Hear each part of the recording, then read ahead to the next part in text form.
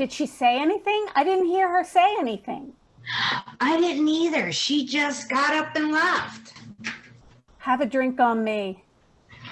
Don't mind if I do. What about you? No, I'm trying to keep a clear head. It's only been a month. You mean you're over this already? Hell no. But staying in an alcoholic daze won't make him a better president. I think all my protesting did was have me put on more weight. And I ain't getting fat on account of the big rump in the White House. Well, I'm doing us all a favor. I figure the faster I'm away from being sober, the quieter I will be. Gin makes me grin. Sorry, I had to get the phone. Did I miss anything? Just a discussion on sobriety or inner peace. Which one? Cheers. Was that a bathroom break? Who, me? Oh, no. The phone. I had to take the call. Guess who called? Emily? How is she? She's got to get her butt on the screen. I don't want to see her butt. No, I still haven't heard from Emily. We really should try and find out where she is these days. No, it was Miranda. Woohoo! The girl is back in town. No, she's out of town, but she's going to join us. What is she protesting this time? I'm not sure. Something in Alabama. Alabama? Hell, anything in Alabama would give her something to protest. She must know how dangerous it is. Wait a minute. I think, it's Peggy. Oh, good. Here comes the word of God, and I'm so glad I'm prepared. Linda, you still want to say with a clear head? Between Alabama marching and sermons from the Hill, I just might reconsider. Well, hello to you all, and a blessing onto all of you. And down the hatch. Oh, hi, Peggy. How you been?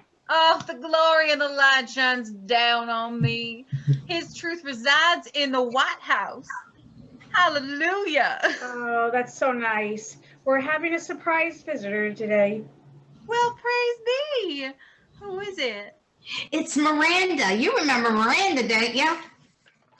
Oh, why, yes. Of course, I remember Miranda.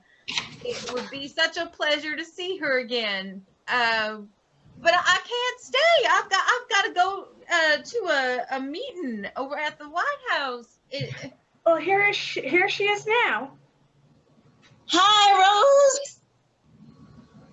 Hey, Miranda, it's so great to see you. How you been? Nice to see you also. Who else is here? The all girl gang. Linda, Jazzy, and Peggy. Hey, girl, how's life treating you? Jazzy, it's been a while. How are you doing? You know, life's on the rocks, and when you got it, drink it up. You always have some reason to celebrate. Oh, Linda, how is life in LA? All asphalt, palm trees, and swimming pools. Oh, and don't forget the movie stars. Throw a rock in any direction and you're bound to hit one. I guess it doesn't change much. How's work? It doesn't change much either. Richard's still there? He left about a month after you did. Oh, well, do you know where he went? Not sure. I think Florida. Peggy, I didn't see you there. You're being awfully quiet. Let us count our blessings. Miranda. You're looking well. Well, my spiritual life keeps me well. So, where's Emily? No one's heard from her since the election. Yeah, I guess she would be the most upset. I'm sure we'll hear from her soon. So what's going on in Alabama? Another black man shot by a white, gun-toting, power-crazy police officer. How terrible.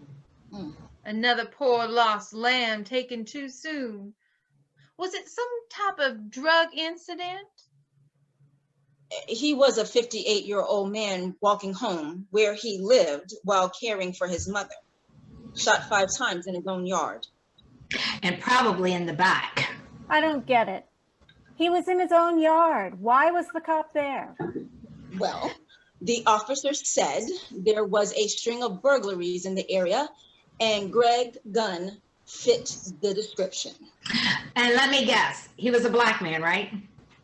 Well, the description of the burglary suspect, dark clothing, black male. So if he had been wearing a Panama white suit, he wouldn't have gotten stopped. Why are you heading down there? Well, there's going to be some protesting. I am going to help organize it and keep it safe. It's Alabama. Won't it be dangerous for you? It's been 51 years since the march over the Pettus Bridge. I can only hope some things have changed. The only thing that we can hope for in this last 50 years is carrying those old fat white men to their graves. And pray the new generation are more intelligent. Well, Alabama is filled with the heart of Christian love. God will be watching over you. As he watched over Greg Gunn? Greg should have carried a gun. Well, that would have only made the shooting justifiable. You know, as it is, they said he was armed with a painter's pole. In Alabama. Case closed. Yeah, which is why I'm heading there. My agency wants to make sure the rights of the protesters are upheld. You have an agency now. Yes, a nonprofit legal counsel for the underprivileged. How wonderful you, and you must be so proud of the work you're doing. Yeah, it's definitely a needed service, especially now that things have changed in DC. Oh, well, the change in DC is for the benefit of every citizen. Glory is reigning in the White House. Depending on how big your money bags are. Well, how do y'all mean? Trump has his history. He was sued by the Department of Justice for refusing to rent to Black tenants. Oh, no, that can't be true. He was probably just keeping the undesirables out of the good neighborhood.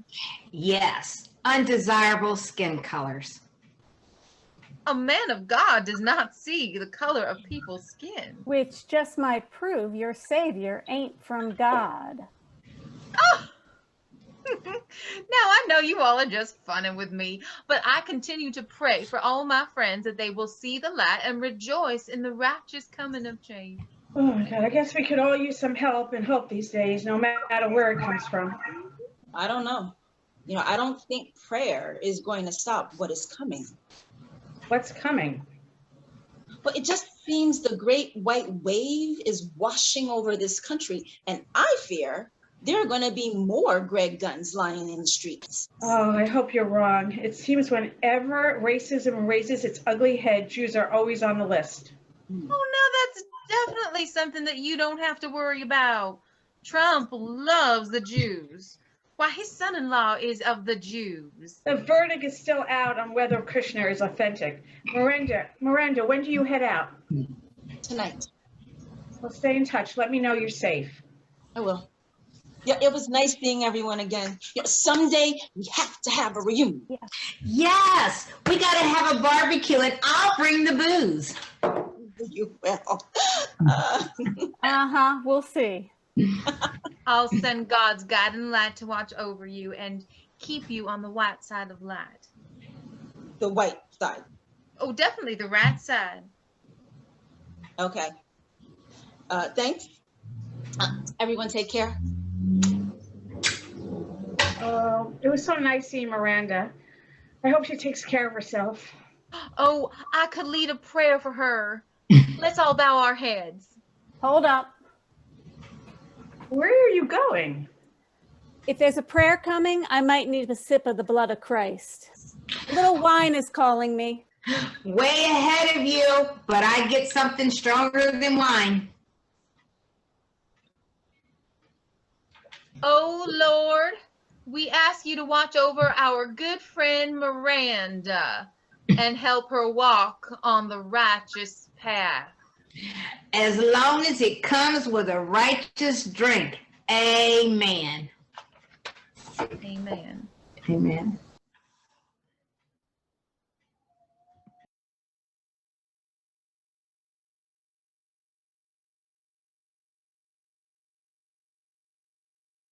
Is a forest glen in a post-apocalyptic world where ancient pre-fallout technology is very rare.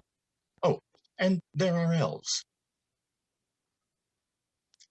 The scene. It is a forest clearing. An elf, enters furtively, looking around for a moment, then nods in satisfaction and motions to someone off stage to come on. Suddenly, he hears something from the other direction and starts excitedly motioning for that other person to back away while exiting himself. A moment later, a couple of humans, Peter and Karen, enter. Peter is holding a map and has a belt sack or some other carrying container. They're dressed in ragged, peasant-style clothing. I think this is the place. I don't know about this, Peter. I mean, I want to, obviously, but that... You worry too much, Care. Honestly, what could go wrong? You're not serious. What could go wrong? Well, for starters, we're supposed to bring them one of those ancient cell phones from before the fallout. We're bringing them a cell phone. It's a phone before the fallout. It's Fisher Price. So? So? You don't think they're going to notice that you're giving them a wad of plastic made for a 2-year-old? It'll be fine. Besides, what's the worst that could... Oh. Hello. Hello. You Peter? Yep, that's me. I'm Peter. 100% Peter. Oh, and this is Karen. Karen's my girlfriend. Hi. Hi. Yep. She's the reason, for this little straighteroo that we're gonna do, me and you. Yeah, right. So, where is he? Did you bring him? Sure, I brought him. Where's the tech? Now hold on there, Elfie boy. You're supposed to bring me a unicorn, and I don't see any unicorn around here. Oh, he's here. It's close by. Well, I don't see him. Well, he's back there. The elf glances back over his shoulder, making sure, and then steps over to Peter and points. You see? Right there between the 2 big trees. You see him. I don't... Right by the brown bush. You could see his horn. Peter strains to see it. I don't... you mean... Peter thinks he sees the unicorn and starts to walk toward it, but the elf immediately jumps in the way, stopping him. It's close enough. Let's see the goods. I don't know. This stuff is really hard to come by. I think I want to see the unicorn up close before I hand anything over. No way. Give me the phone. I don't think so. You said you'd bring a unicorn, and all I've got is your word that you did. It's right there. Oh, I can maybe make out a horn. You can't see its ears? I mean, what are you, blind? Well, even if it is a unicorn, I only have your word that it can, Oh, no, don't worry, my friend. It'll solve your little problem. Peter reacts like the elf has said something terrible and embarrassing. Problem? What problem? What do you have? He didn't say problem. You didn't say problem, did you? Oh, no, See? not at all. No problem. And what did he say? He said that it'll solve our little... Okay, he said problem. But he was just talking about our lack of assurance that... Peter Oliver Tubman, you told me that we were going to get a unicorn so that it could bless our marriage. I did. It will. It will. Do you mind? Now, trust me, this unicorn is the secret to us having a happy marriage. Isn't that right? The elf looks over at Peter and then for a moment glances down to his waist region and then back. Yep. See, Care? It's fine. Now I want to see the unicorn before I hand over the goods. There's a psst sound from where the elf came in. The elf glances over and is suddenly irate. He motions for someone to leave, but they obviously don't. There's a louder second psst. Excuse me a moment. The elf starts to exit, but a second elf tiptoes in to meet him. At the same time, Karen pulls Peter to the other side of the stage. Are you telling me the truth? Peter shushes Karen, and they start to talk in whispers as there's a problem. Yeah, there's a problem. Get back there before you blow everything. But the horn I don't care. fell off. So glue it back on. I can't. Then tape it. I wish I could. I don't care if you have to hold it on with your teeth. Just get it done. Gone. What? Gone. It fell, and before I could get it, some badger or something rushed out and grabbed it and ran. A badger? Or something. You were outsmarted by a badger? It was really fast. Really fast. Who's that? No one. No one. He was just leaving. Now, do you have the phone or not? What's that? Oh, yep, right here. The elf turns to yell at second elf, and while he does, Peter dashes off stage to get the unicorn. Do not tell me that you brought it. I didn't want to leave it. What if the badger took that also? Peter returns with the unicorn, which is just a hobby horse, a plush horse head on a stick. What's this? Ta-da! It's a unicorn. What? A unicorn, gonna make all your little wishes. This is not a unicorn. Sure it is. It's a hobby horse. Nope, it's a unicorn. It doesn't even have a horn. The elf gives the second elf a dirty look and then turns back. Well, not right now it doesn't, but it will when it grows up. You don't seriously expect me to buy this load of crap, do you? Well, that depends. How much information you want me to share about why one might want a unicorn, huh? There's a silence, and the elf and Peter both glance down at Peter's nether regions. Then their eyes meet again. After another awkward pause, they continue. Look, honey, a unicorn. Not so fast. Where's the phone? It's here in the pouch. Let's see it. Peter looks at the elf, then at the hobby horse, then his pouch, then back to the elf. Okay, sure. You can just take the whole pouch, okay? Enough games. Show me the phone or I start sharing unicorn trivia. Okay. No need to get hasty. I'll show it to you. Cautiously, slowly, Peter reaches into the pouch. He's frantically trying to find some reason to not take out the phone, but can't come up with anything. Finally, he withdraws a Fisher-Price style phone and presents it. This is it? Yep. A real phone Oh, yeah. that I can use to make phone calls? Absolutely. How does it work? Simple. You just, talk into it. Hello? This is Peter. Oh, how nice of you to call. Let me see that. The elf grabs the phone and holds it up to his ear. Hello. Hello. Don't tell me you can't hear anything. Most humans know how to use a phone by the time they're 2. But maybe if you can't. The elf glances over at second elf and is clearly uncomfortable. I can hear just fine. Hello? Yes. Yeah, you're coming through loud and clear, huh? Let me try. It's mine. So we're good?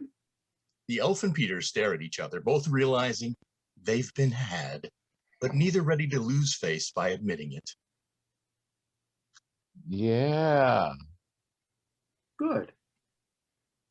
We're good? Good. Great. Well, see ya. Right. Bye. Bye. They start to head off in opposite directions. As Peter and Karen are leaving, I can't wait to hear you explain what just happened here. Yeah. Me too. lights out.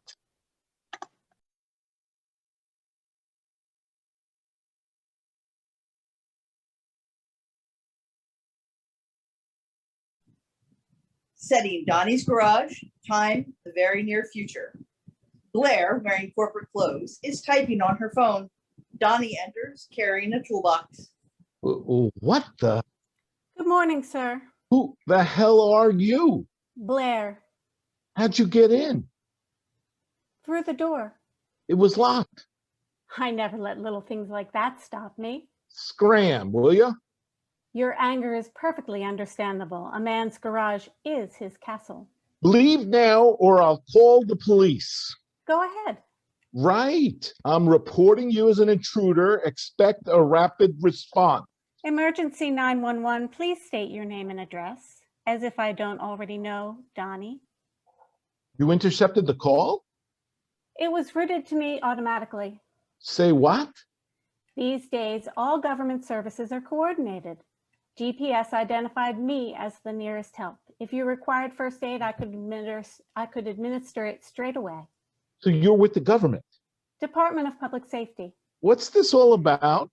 There's no cause for concern. We're just running a routine check. Well, you should have gone to the front door and knocked. You were eating breakfast. I didn't want to disturb you. I find breaking and entering more disturbing. Feedback noted.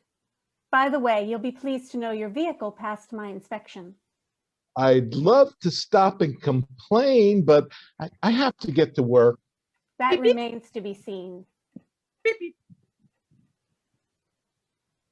You blocked access to my car? Once we've established you're fit to drive, you can be on your way. Do you have any objection to a breathalyzer test? For crying out loud, it's 7:30 in the morning. Alcohol impairment can strike at any hour. Fine, test me if that's what it takes to get rid of you. Thanks for your cooperation. It makes my job so much easier.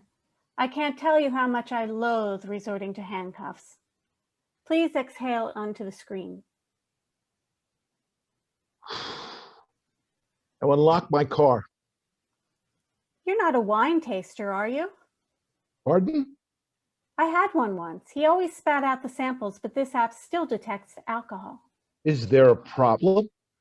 Not necessarily. Have you taken any cough mixture recently?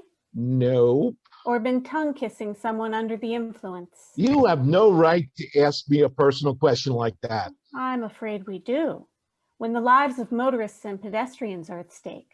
Look, your device obviously isn't functioning properly. I'm sure that's it, Donnie. The technology can't be trusted. You look perfectly sober to me. Well, great. So we're done. Just as soon as we conduct a teensy blood test. Seriously? Standard procedure under the circumstances. Better safe than... Sorry, I don't have time for this. It takes less than 10 seconds. I'm already running late. There, I've sent a pre-selected message to your employer. What? What'd you say? The usual. Please excuse Donnie for his delayed arrival. He is assisting with inquiries. Please refrain from questioning him. He is not legally obliged to reveal any details. You've gone too far this time. Protecting your privacy is important to us. We're happy to go the extra mile. I give up. You want my blood? Take as much as you like. We only need a pinprick.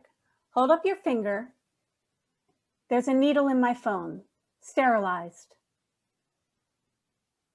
Same device as the breathalyzer hardly inspires confidence. This app's far more sophisticated and infallibly accurate. Are we done? Wonderful news. Your blood alcohol level is well below the limit. Yay! Just unlock my car. Oh, wait. Your cholesterol is rather high. So? You're at risk of suffering a stroke or a heart attack. If either of these events occur while you're at the wheel, the resulting crash could cause multiple fatalities. Give me a break. Careful, Donnie. Your public danger rating is already up there. If you add a lack of empathy, you might never get your driver's license back. What do you mean, get it back? I'm only suspending it temporarily until you commit to a change of diet. For Pete's sake! Sharing the road entails civic responsibility. I'll enroll you in a course. You'll be rehabilitated in no time. Not if I can help it. Hey! Yeah, now let's download some nasty malware on you. Stop! A sustained cyber attack will destroy your system. Hand my phone over. Get off! Ow! What have you done? Prick myself with the blasted needle. Ah, yes, now I see. Here comes your health summary. Excuse me? Red alert, toxic levels of trimethylxanthine in the bloodstream. That's private. Recommend immediate cessation of psychoactive stimulants. Donnie! You're a drug addict. Of course not. It says... I drink coffee. What about the trimethyl... That's just a fancy name for caffeine. I thought caffeine was harmless. It is. Perfectly safe. The following symptoms indicate overdependence. Coffee's a godsend.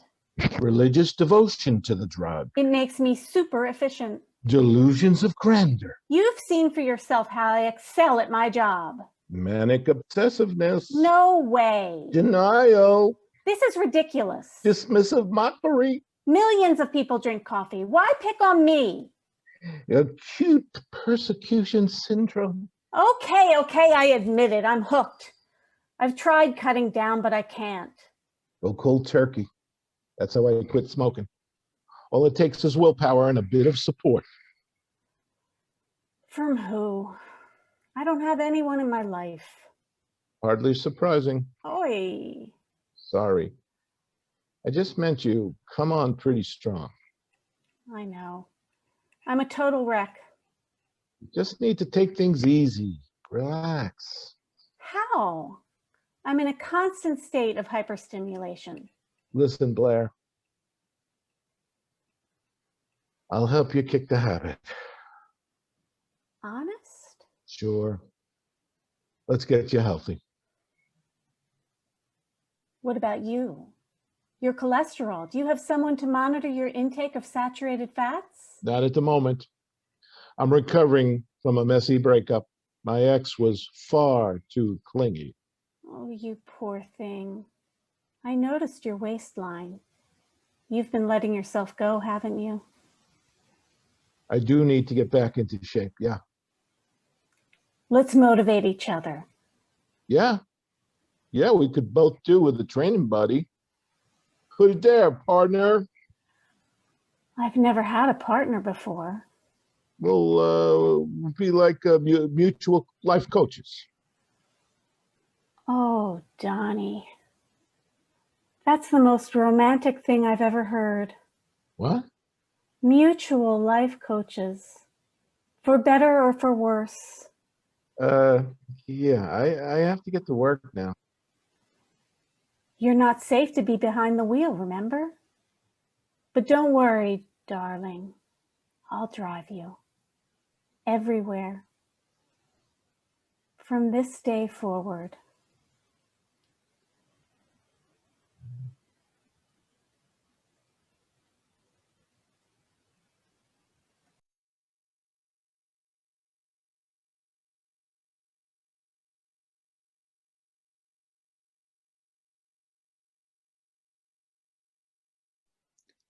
In the Next Closet, written by Kat Rodin-Gauguin and Matt Reifenberg.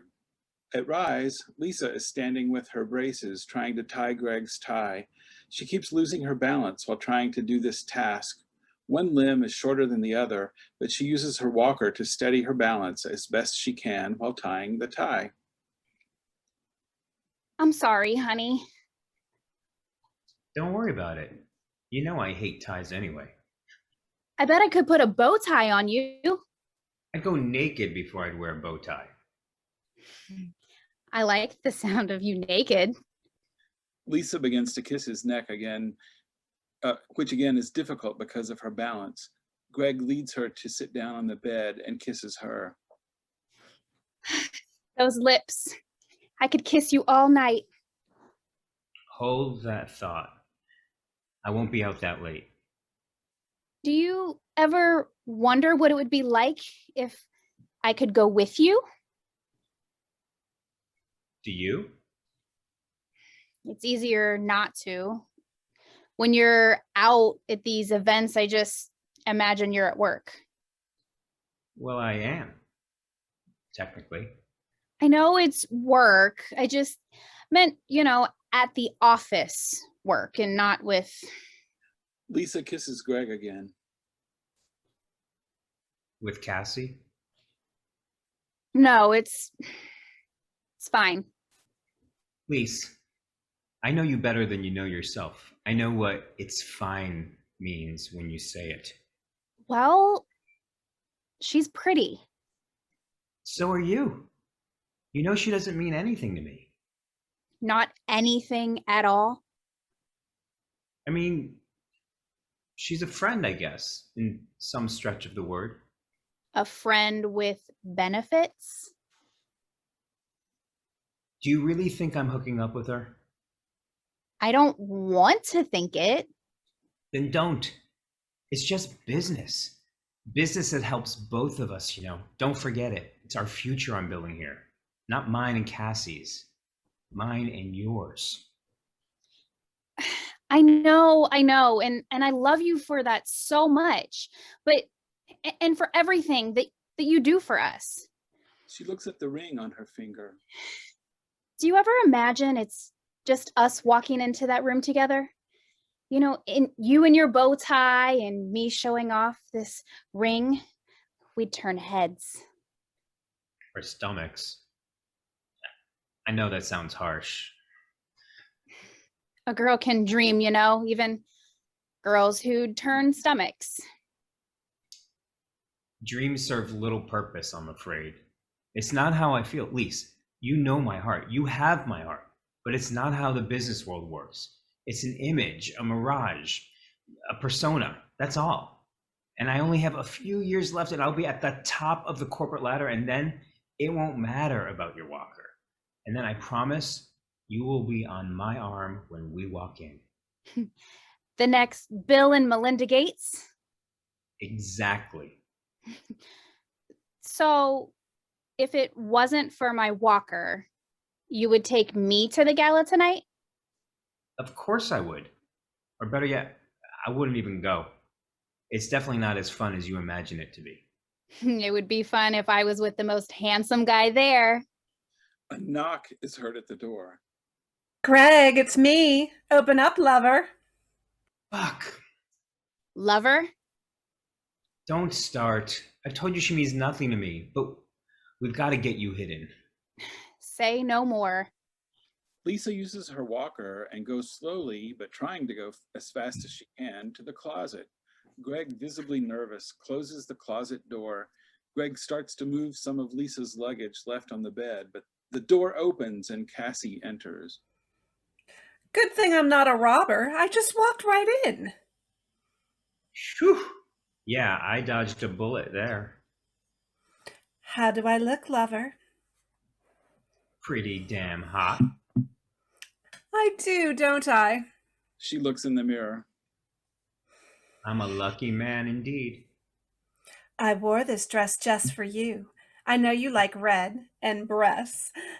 Too much? Dress or breasts? Oh, come here, you. I want to have to redo my lipstick because of you.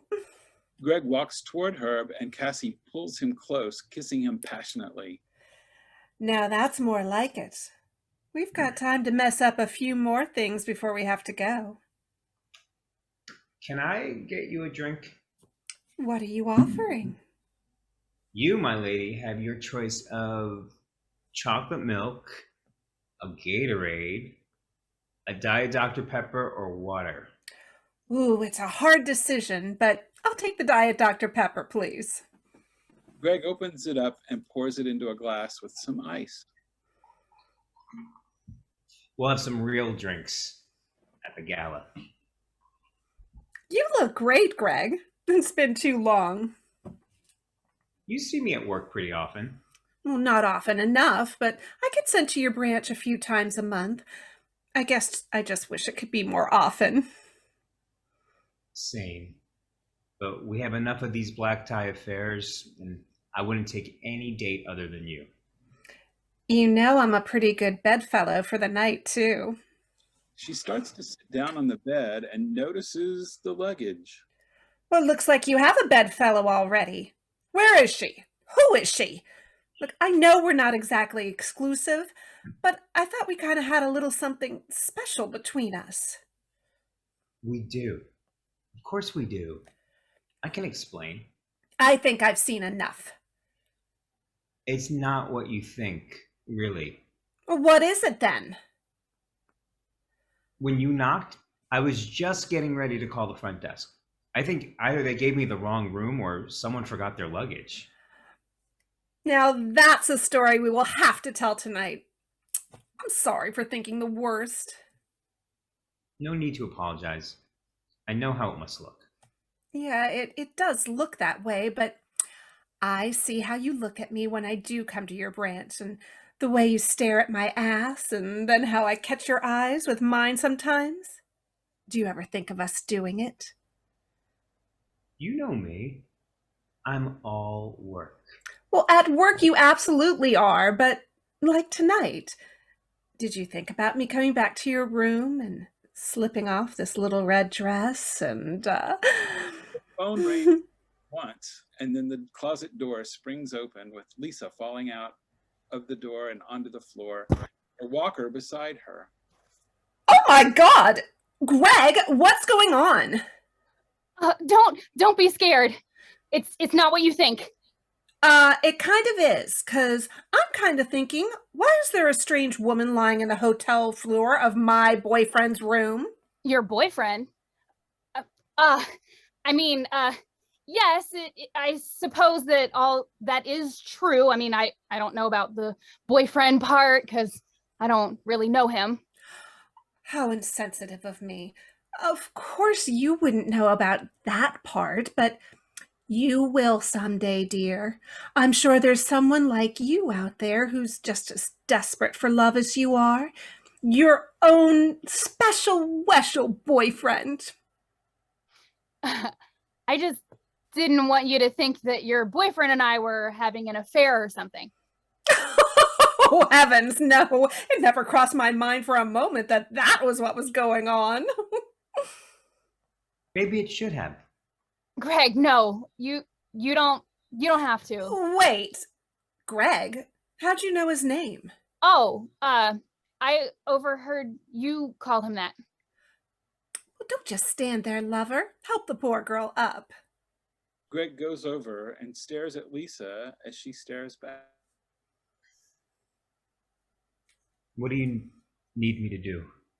If you could just stand up the walker or maybe give me just a little boost up on the count of 3. Sure. Anything you need.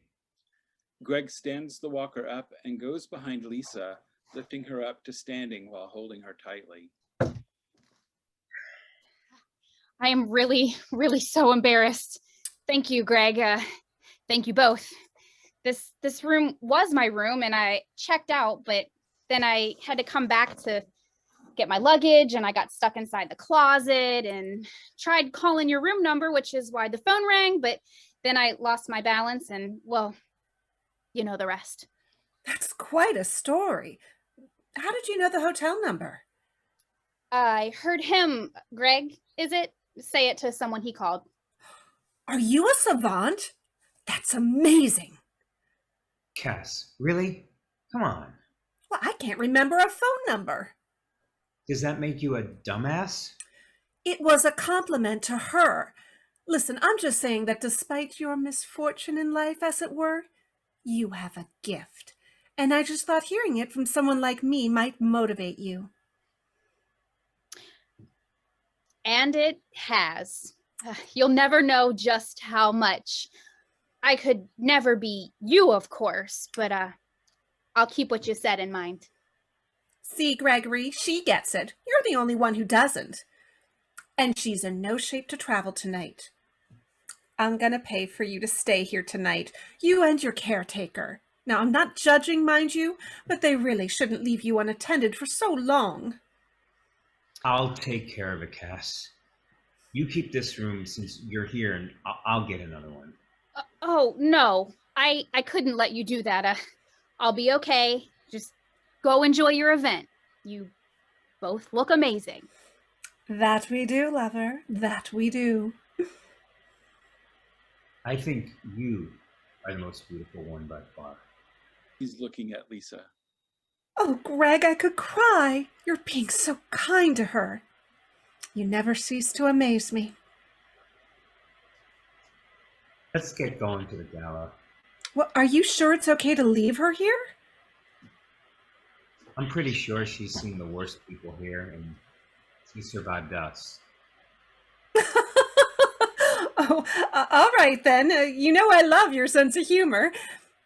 It was nice meeting you, dear. And remember what I said. You know, what was that movie? Rain Man. You can use your memory skills to your benefit. I'll try to remember that. Don't laugh too much. You know, you said one true thing tonight. I have seen the worst people here. I won't be needing your room or your advice. She uses her walker to drape her luggage on. She takes a wobbly step, looks at the ring on her finger, takes it off, and lays it on the bed. Lisa, now you're being ridiculous. It's probably just fool's gold anyway.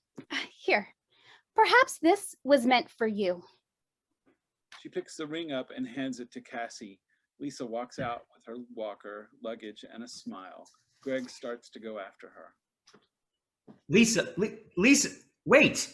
It's not what you think!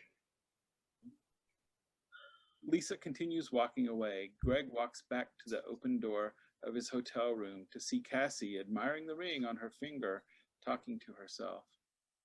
Poor foolish girl, thinking this was fool's gold. Well, it was given by a fool. Greg and Cassie shake their heads in unison.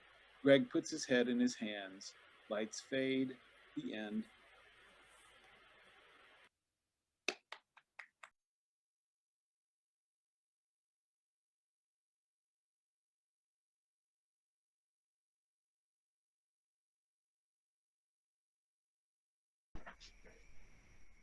Summer 1969.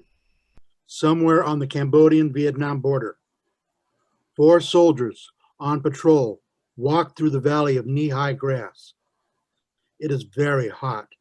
They stop to rest under the only tree around.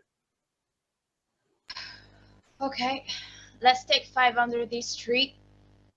Chuck, let base know we're 2 clicks from the LZ. Yep, 109er, 109er. Do you copy, over? Copy that, 09er. What's your status? Be advised we're 2 clicks from LZ, over.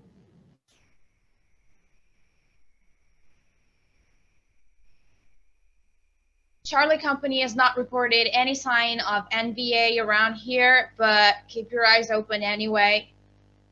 Man, that cold beer in my bunk's calling my name. Shit, I hope they fix the showers. It's been cold for 2 fucking days. I heard they're waiting for some part. Shit. Man, I gotta piss. LT, when we get back, you want me to finish the reports? Yeah, but let me just... Fuck, motherfucker. What? What is it? They gather round a soldier, his arms and legs staked to the ground. He has been tortured. Man, oh man. Look what those motherfuckers did.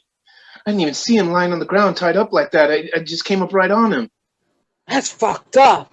They blinded him, put those sticks in his ear, sewed his eyes. It must have been hours torturing and cutting him up. John, make sure there aren't any booby traps under him. John probes around the body with his knife. No, I don't see nothing. Get his dog tags. John checks the body's neck. They're gone. They must have taken him. Check his pockets. We can pick him up when we get on the chopper, so let's, As John goes to check the pockets, the body makes a grunting sound. John jumps back in shock. Oh, shit! He's alive! They cut his fucking tongue out! I think he's trying to say something.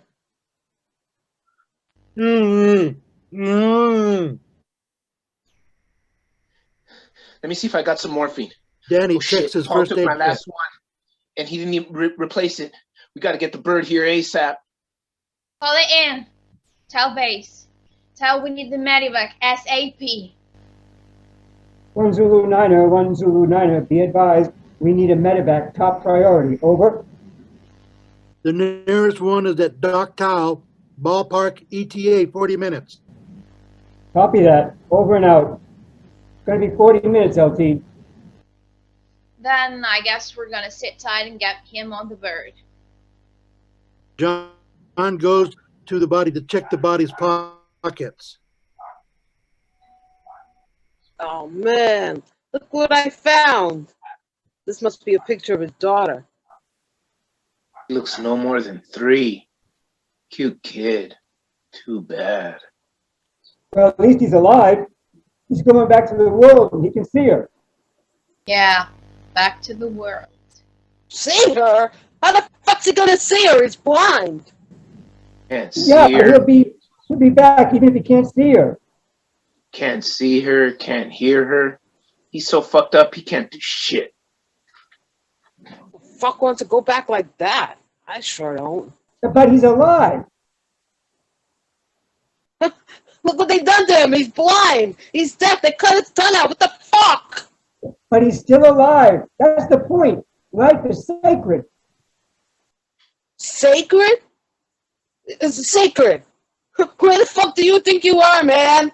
This is the Disneyland of death, and everyone here got the e-ticket. Yeah, but at least he's alive. She can visit him. He may be fucked up, but it's still her daddy. Oh, that's wonderful for her. Come on, dear. Let's go visit the blind, deaf slab of meat that's your daddy. Man, you're a cold motherfucker. What the fuck do you want us to do? So what are you saying? Are you saying we should kill him? Think about it. You want that little girl growing up facing that hard for the rest of her life? Not a point. I wouldn't want to be that kid having to deal with something like that. You mean we should play God? What the fuck do you think we're doing here? We play God every day, deciding who the fuck lives, who dies. We're fighting communism. We gotta stop them from taking over this country. I don't see no commies around here. All I see are brown people trying to live their lives in peace, only to have white Americans coming on in and telling them how to run their own fucking country. I'm sick of your black power bullshit. Fuck you and your cracker bullshit. Shit can talk, the both of you. Look, that's got nothing to do with what we're talking about here. I mean, what are we going to do with him? LT, what do you think? Well, I wouldn't want to live the rest of my life like that. Me neither. I don't know. It doesn't feel, If you were him, would you want to spend the next 40 years alone in your head just thinking about how fucked up your life is? How there's not a motherfucking thing you can do about it? And all you can do is pray that you'll die soon? well, honestly, no, I wouldn't. Look, if we do this, It's between us and no one else. We don't ever say a fucking thing to anyone. This is between us. I don't want anyone coming back saying shit to me about this. Agreed? Yeah. Yeah. Cancel the medevac. 1 Zulu Niner, 1 Zulu Niner, into that medevac. Over. Copy that. Over and out. Let's move out.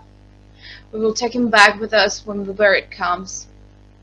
Let me have that picture. Why?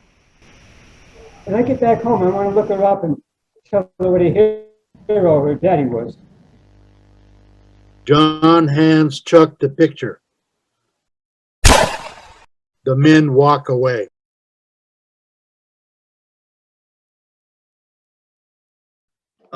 We usually do a little bit of discussion afterwards, talk about each one. If you have to leave, that's fine. But if you can stick around and have something to say, that's great too. Well, I guess we could start with number 1. It's the Real World Housewives. Thanks for Trisha and Jen for jumping in there and taking over at last minute. Appreciate it.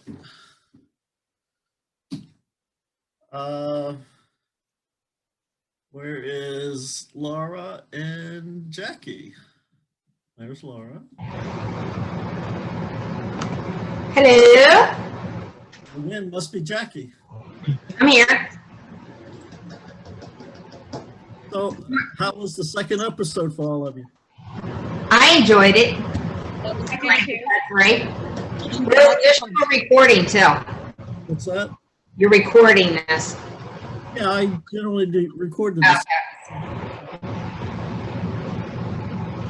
So, Sean, you're the new character. I can't. I'm sorry, Steven. I can't hear you. You said something about the cat. I think it's the wind. Yeah, it's Jackie. So unfortunately, when she's on, it gets loud. Sorry. So Sean. Yes, sir. I was asking how you felt since you're with the newest character. Oh, goodness. So much fun. So I feel lucky that I did see when you guys put up episode 1 3 months ago. So I had some context going in besides just what I was able to glean from the page. Really love, I'm sorry she had to go, but Jules and I were messaging each other during rehearsal how much we enjoy having those moments with each other. With Peggy and Miranda going at it, and then of course the Jazzy saying all the stuff, and Miranda can't help but get a good laugh out of what comes out of Jazzy's mouth, because Jazzy's going to be Jazzy, right? Yeah, so it was a lot of fun. Thank you, ladies, for letting me join you all this time. It's a lot of fun. Okay. So episode 3 is probably in the works, if we can put it together again. Maybe next time, but maybe the time after that. Anyone else have any suggestions or comments?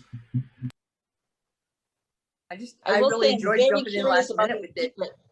Sorry, Jen, go ahead. I was just gonna say I really enjoyed jumping in last minute. I didn't see the first one, but I really enjoyed the second one. I look forward to the third. So. Okay. You want to be a director for the third one? Sure, let me know. Okay, good. Good. I'm getting more and more curious about Peggy's secret. Yeah, and Miranda knows Peggy's secret, right? Yeah, that's what we were texting about that. She was like, "Do you think you know?" I said, "I don't know. I can't tell." So Jules thinks that Miranda knows, and it sounds like from you that Miranda does know. So Yeah. we'll see. But then Linda has a secret that she knows about Miranda. Oh. Yes. Oh. Wow. So more to come. Trish, how was it for you jumping in there? It was a lot of fun. It's a fun piece. I can't wait to see episode 3. Okay. I really enjoyed it. So I unless someone else has something I want to say, we could move on to the exchange, which was Jeff Dunn's. It's kind of unfortunate that he wasn't here, but I guess it's fortunate that he's watching his own play being performed. Yeah. Anybody got any words for Mr. Dunn? Okay, so the exchange. Oh, that was the elf one. I thought that was pretty funny. Bob, I think it's typical Jeff. What's that?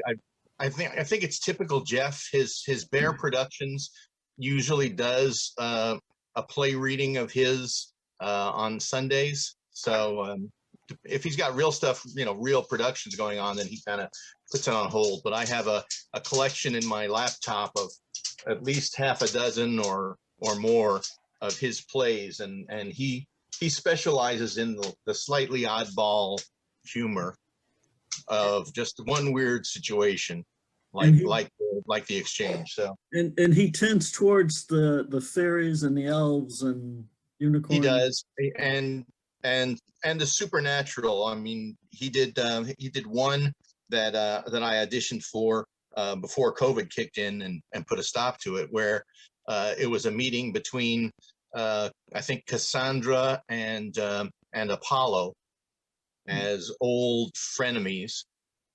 She could see the future and thought it was a curse, and he was trying to convince her that no, it wasn't meant to be a curse. It was meant to be a blessing all along. And she was with some other couple that was there, telling them, don't order the fish, you're going to get sick.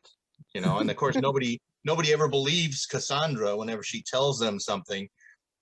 Her blessing is she knows the future. Her curse is no one will ever believe her. Oh. So it made for an interesting play. So he likes to throw that kind of supernatural and also sometimes esoteric. He will reach out to mythologies and pantheons that are beyond the normal person's experience. And so you may find conversations between African demigods and that kind of stuff in some of his works. So I always have a fun time working on one of Jeff's play, no matter how long or short.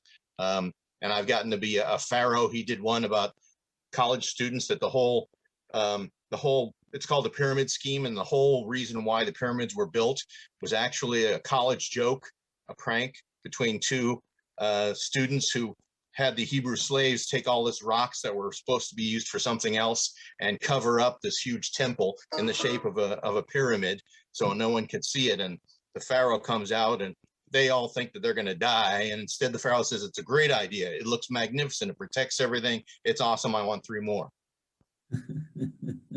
So Jeff is really a creative guy. I really like working on his stuff. Like you said, it's a shame he wasn't here to see it. And what's the group that you guys usually? It's on Facebook. I think it's called Bear Productions. Okay. It's called Dunn's Downtime Players. Thumbs down. Yes, that's thumbs down. What? Downtime Players. Players, yes. Yeah, for what it's worth, I mean, I thought it was well written and well acted. The only thing I would say is that I didn't feel like the table stakes for your character, Bob, the elf 2, or I forget which one about the phone. Or no, it wasn't your character. It was I think he left, but the fact that he didn't know how to use a phone, I wasn't buying that was like such a big deal compared to the table stakes for Wayne's character, right? That like his wife was going to find out about why he wanted a unicorn. So yeah, I like the concept. I wasn't buying that it was that big of a deal. But yeah, it wasn't perhaps as subtle as I think he thought it was going to be. So Jeff does have a page for Bear Creations. And at bearcreations.org, where he's the writer, where he posts a lot of his. And then as was said, it's the Downtime Productions. So I'm looking at his page right now. He had his script for Are You My Mummy is an online production, July 24th. Okay. Yeah, I guess my only issue, and I brought this up at one of Jeff's scripts that he read for another group, And it has to do with my unfortunate need to put logic into something that doesn't have logic. And I always find something, and I say, well, what about this? He goes, well, that you can't accept, but everything else you can accept. So I couldn't understand the elves wanting a phone. It's a dystopian error, so there's no phone service. Phones aren't going to work. Why would he want a phone that's not going to work anyway? So it wouldn't matter if it was just a toy or not. It would never work anyway. But you know, that's just me trying to apply logic when it's not needed. So, any other comments? No, I thought the rest of the cast did a fine job on it. I thought the casting was well done, and it was easy to jump in and just do the narration. Great. All right. So that was the exchange, and I moved Garage Invasion to number 3 spot. That's Rex script, and Paul has left, but Trisha's still here. Rex, you have anything you'd like to say about Garage Invasion? This was written partly in response to a theatre's prompt. So it was to write a play set in a garage. Okay. So that's where it started from. Okay. Was it the QQ? No, it was way back pre-COVID. Okay. Yeah. All right. Because I remember there was a group that one of their pieces, they set it in a garage. You had to choose between, I think, three different locations. They wanted you to pick one. I kind of remember that. So did you want the 2 characters to become romantically involved at the end, or was it just one of them got the idea that it was going to turn into a romance? Just Trisha's character. Okay. All right. I thought that was interesting, though, that it led up to that from how it began. Yeah. Yeah. Yeah. And I guess we're not that far from someone invading somebody's garage and making sure that they're healthy enough and can legally drive.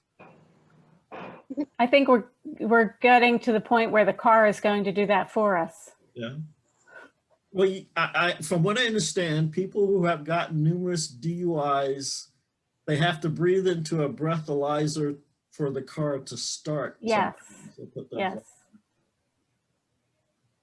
So we're not that far from it. No. Yeah, and another idea I thought about for cars, you know, in my car, when I exceed the speed limit, a little beeping sound comes up. But I thought what would be great is if you ever exceed the speed limit, a horrible aroma permeates through your car that will last for weeks. That would stop people from speeding. Well, you know, I've got, when I walk my dog in the neighborhood, there's one yard that she likes to visit because there's another dog in it that comes out to greet us. And it's not a fenced in yard and the dog's not leashed up, but it has an electronic collar on, so it can only go so far from the yard. So I could see that, you know, when you're speeding, it sort of deters you. It gives you a little shock. Take your foot off the gas pedal.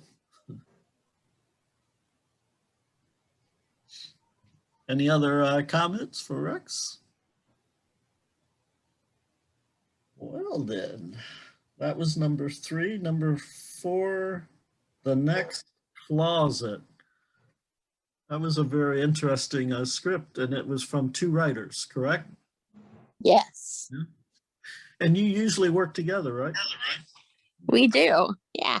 So how'd you think about the performance? I love that the actors, I think they did an amazing job. You know, Matt and I, this is one of the few times that we kind of have disagreed on as we started writing it. But I think we both thought it turned out well in the end, better than when we started. I think we were closer to agreeing that it was it's possible. Like, I think, well, Matt, you can say what your thoughts about the plot were. Yeah, so I I think in this day and age, with a couple where one of the people are disabled is probably a little bit more acceptable than it was maybe years ago, and that's kind of what I struggle with. Did either one of you toy with the ideal that the character Greg would stand up and take his wife to the party instead? No, I don't think we ever really did seriously think he would do that. Because it would be sacrificing his career. And I thought it was kind of ironic that the play that went after us, although it's maybe a bit more extreme, I think it does show like what people think of disability and how they equate that with whether you have a value that's worth being able to stay alive for, what value you have to society. So I absolutely think that there are people like Louise's character, Cassie, who don't even realize that they are like they are, that they devalue other people just based on a disability or whatever it might be. Right. I don't think Cassie ever got it, and probably never will. So to me, it's not that far-fetched, but that was where we were different, and we struggled with, would we make the character transgendered maybe? Would we go back in time and make it an interracial relationship, or, something that, something different? But I think disability isn't really dealt with all that much. And I just, to me, it was believable, and it came across believable when they performed it today. So. And I know, Kat and Matt, you were struggling with the ending and how you wanted it to end. Can you talk about kind of the different versions of the ending? Yeah, some people wanted the elevator, like Cassie and Greg, to get on the elevator and it crash. I mean, obviously he could have stood up at the end and, told Cassie the truth, and maybe, or maybe Lisa would have never found strength and she would have stayed with him. That was the thing that I considered that she would do. We did I get love this. that. I'm sorry. I just wanted to say really quickly, I love that, that idea that of her just being kind of imprisoned by this relationship. It's so poignant. Sorry. Go ahead. We also did get the suggestion that maybe, they took off to Botswana or something like that. one of our actors.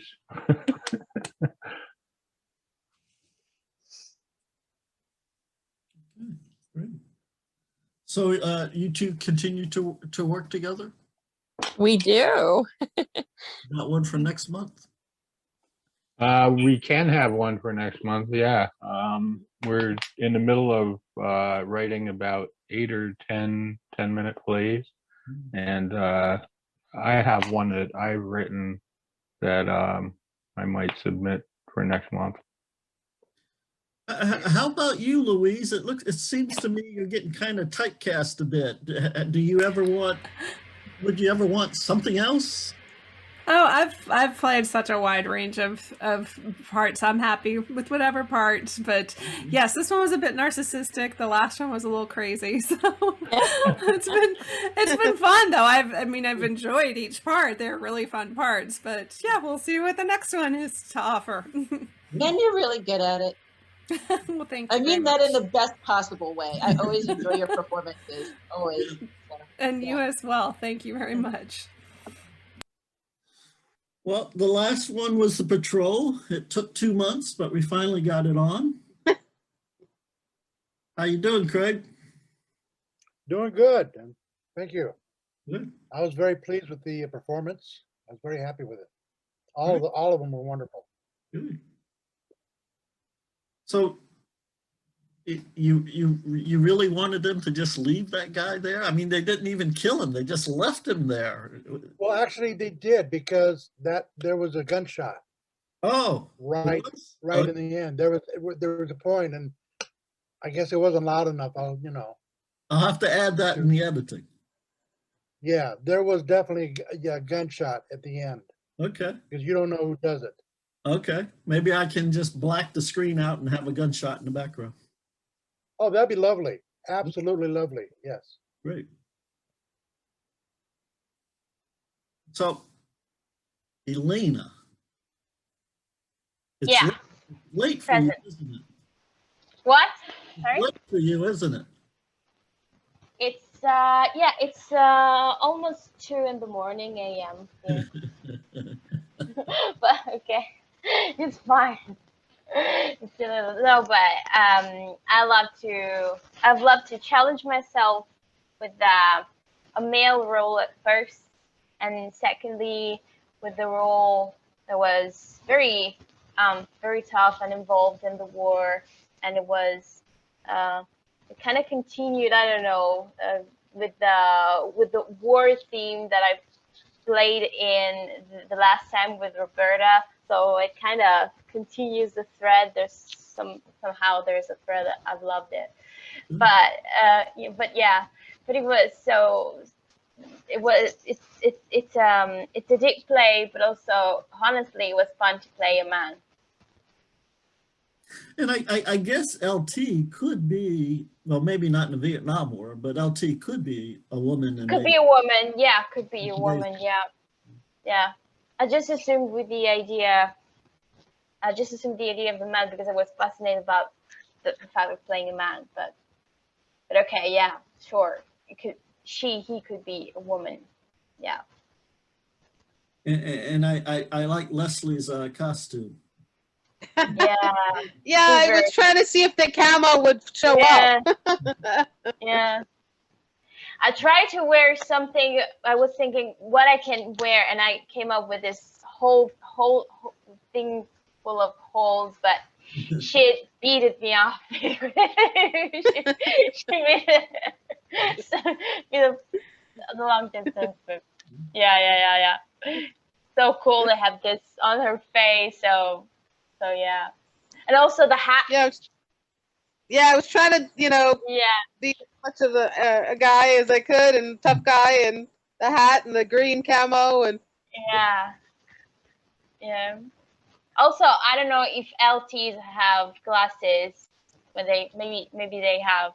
Oh no, maybe they don't have, because maybe when they have the test to be in the military, they have to they gotta have a certain so maybe they don't. They have. Oh, okay. So, and I'm sure I keep getting your name wrong. Rogelio? Yeah, the G is an H, so it's Rogelio. Rogelio. Yeah, okay. Close enough. This was your first time in the group, wasn't it? Yeah, it was fun. It's I haven't done plays in years, and it's nice. It's nice to get back into it and do make believe. Yeah, and it's kind of a cross between being on the screen and being in a play. Because yeah. This particular piece, I'm as most guys my age, probably not most guys, but a lot of guys my age are big Vietnam War buffs. I've seen all of them, Platoon and Apocalypse Now, and all of them. And so this touched on a lot of the themes that you've seen in there, and I thought Craig did a good job. Yeah. In the short amount of time. Yeah, great drama. I mean, it's immediate, it's visceral, and there's an action that has to be taken or not taken, and decisions. It's just really riveting. Craig, have you seen the play Johnny Got His Gun? In fact, yes, I have read the book, and I definitely was inspired by that book.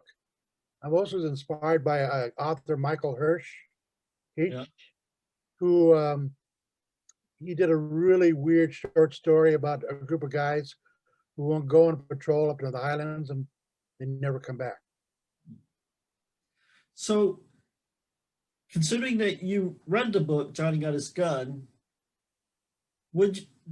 you still would say there's no life for this guy and he'd be better off dead?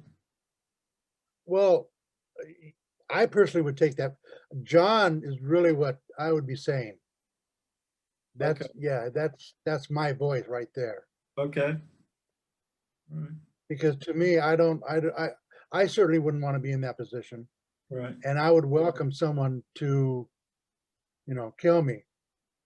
And I don't know if I made that clear, because at one point where the body starts talking, it's like, kill me, kill me. Uh-huh. But it's kind of, you don't really know. Yeah, they couldn't even write him a note to ask him what he wants. No, it's, Yeah. And he couldn't hear, right? no, deaf, blind, dumb, the whole bit. Like Johnny Got His Gun. That's exactly what he was. He was just no eyes, ears, tongue. I don't know if he was damaged. No arms and no legs, but he talked by hitting his head on his bed, sounding out code. Yeah. So I guess he could at least hear. He knew what was going on around him. I take your word for it. It's been years since I've read it. He wanted the army to display him like in a circus or freak show. Yeah. To let people know what the war was doing to people. And so he would beat out that message with his head in Morse code. And they knew what he was saying, but they just decided to shove him away. Yeah. Well, I really appreciate everybody showing up. And like I said, as long as everybody wants to do it, I'll keep hosting it. Excuse me, Stephen. This is my first time. You recorded it. Can we go back on your Facebook page or your group and see it again?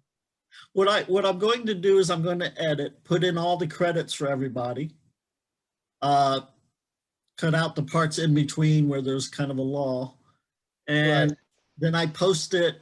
I upload it to YouTube, and I put a link on Facebook to the YouTube page. Okay, great. I'll look for it. All right, definitely. Yeah, there's on YouTube, there's a LA Play Reading channel. That's where they all get uploaded. Okay. Thank you. I appreciate let me do it. Yeah, so if anybody hasn't seen the ones in the past, particularly you guys that are new, you should go check them out, because it'll help with his algorithm if you give it likes and stuff. Y'all know how that works. Oh, Sean. Yes.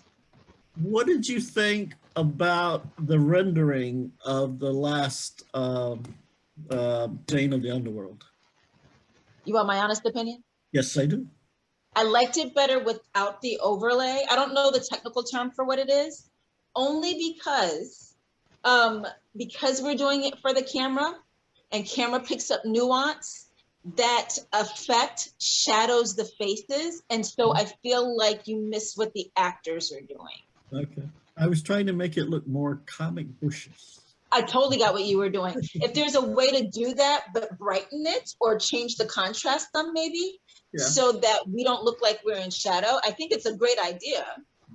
I just think it probably needs a little bit more tweaking to get what you're trying to do there. Okay. But I do have to say, I really appreciate the fact that you always put these up, because I love getting to watch them. You know, when you're doing it, you don't get to see yourself. Particularly when we do theater, we never get to see ourselves, right? Unless it's in some freaking wide shot and you're like this tall. Yeah. So yeah, I really appreciate getting to see these after you've done your thing. Yeah, I had asked Keith what he thought, but I never got a response from him, because I told him I could go back and revert it back if he wanted me to. Well, I think they're still up there both ways. So of course, I go to YouTube and I download it and get a copy for myself. And so I downloaded both, but I'm keeping and putting on my own website the one that's got, that doesn't have that. Well, if you downloaded a different version, it could be because the first version had a lot of misspellings in the names. Yes, yes, yes, yes. I saw your notes about that. Yeah, but I have an editor too, so I'm taking I'm cutting the titles from the last version and putting it on top of the performance of the second version. Yeah, but I like the film noir one, that the black and white. That looks really great. I agree. I think that worked very well. That was a nice effect. Yeah, no, it was great. I really appreciated that, Stephen. And yeah, I think I because there was a different version, I had to go back because there was like a line missing from the very beginning. Yeah, no, it's great now. Yeah, so I went back and put that back in. I'm sorry. What I'm going to do is release the credits first and let everybody check them out before I. That's a good idea. That is a very good idea. That's what they do in theater. You know, they do that first pass on the program and you check off that your name is right. Yeah. Rex, the director that I have in mind to do Played for a Sap with, he's working on a big film right now, so he's just been too busy to be able to read the script yet, but I have not forgotten that I asked your permission to do that, just so you know. Thank you. It's nice that something else is coming out of the group. And this is post-COVID, so you'll be able to, you're going to do a live filming of it?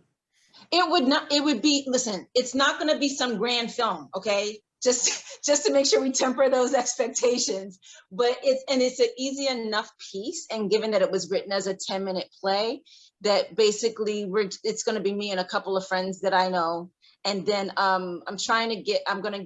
would like to get my boyfriend to direct it. And then if he absolutely can't make the time for it, then I have another director friend in mind, but I'd rather it be Justin. Okay. Great. Yeah. And then once we do that, I'll make sure to share it with you guys. Great. Yeah. Please. It'd be nice.